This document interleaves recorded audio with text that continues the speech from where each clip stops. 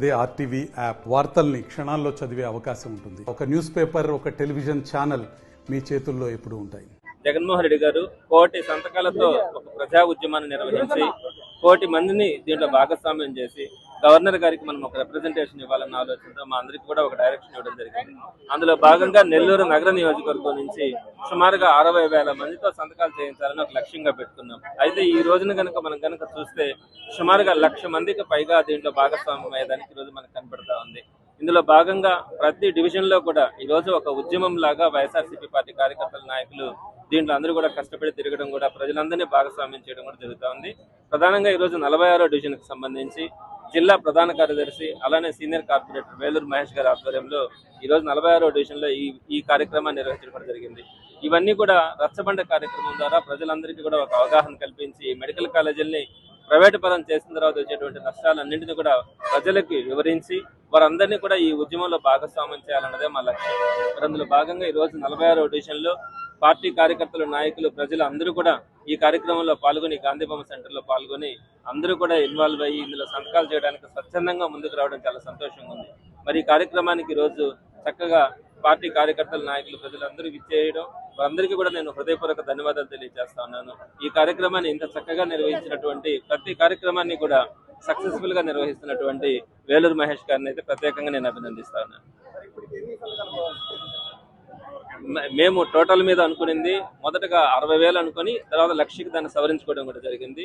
ఈ రోజుకైతే సుమారుగా 40,000కి పైగా మన సంతకాలు పూర్తి చేసుకోవడం కూడా జరిగింది. ఈ నెల 20వ తారీఖు వరకు కూడా ఈ సంతకాల సేకరణ ఉద్యమం జరుగుతుంది.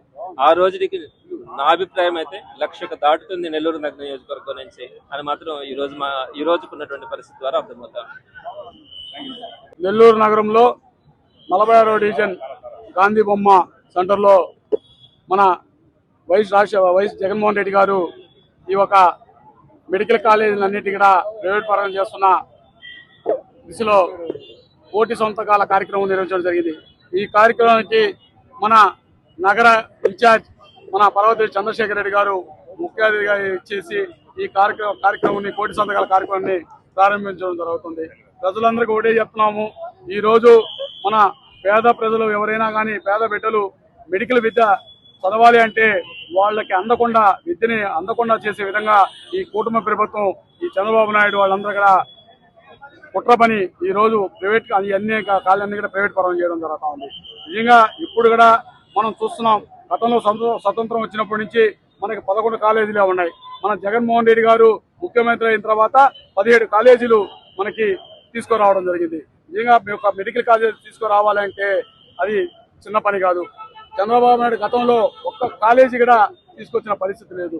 అలాంటిది అన్ని కూడా కాలేజీలన్నీ కూడా 5 కాలేజీలు పూర్తి చేయడం జరిగింది. అలాగే 5 కాలేజీలు అయితే ప్రారంభం దిశలో ఉన్నాయి. ఇంకొక 5 కాలేజీ కూడా మనం వైఎస్ఆర్ కాంగ్రెస్ ప్రభుత్వం కానీ వచ్చేట పూర్తిగా 17 కాలేజీలు మనం పేద ప్రజలకి మెడికల్ విద్యలు అందించే దాంట్లో ముందుండే వాళ్ళం. కాకుండా ఈరోజు ప్రైవేట్ పరం చేస్తున్న దానికి ప్రతి ఒక్కరు కూడా దీన్ని ఎవరు కూడా ఒప్పుకోవడం లేదు.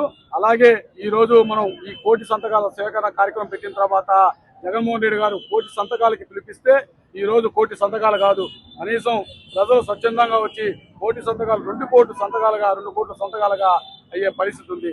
ఎప్పుడు కూడా ఒకటే చెప్తాం, ఈ కూటమి ప్రభుత్వం కావచ్చు, ఈ చంద్రబాబు నాయుడు కావచ్చు, ఎప్పుడు కూడా అధికారంలోకి వచ్చేదానికి ఎప్పుడు కూడా అబద్ధాలు చెప్పి గద్దెనెక్కడమే కానీ ఎప్పుడు కూడా ఏ రోజు కూడా ప్రజల గురించి పట్టించుకోవడం. అధికార వ్యక్తి తర్వాత ప్రతిదీ కూడా ఏది తీసుకున్నా కానీ ప్రైవేటీకరణ. అలాగే గతంలో మనం జగన్మోహన్ రెడ్డి గారు చూసాం.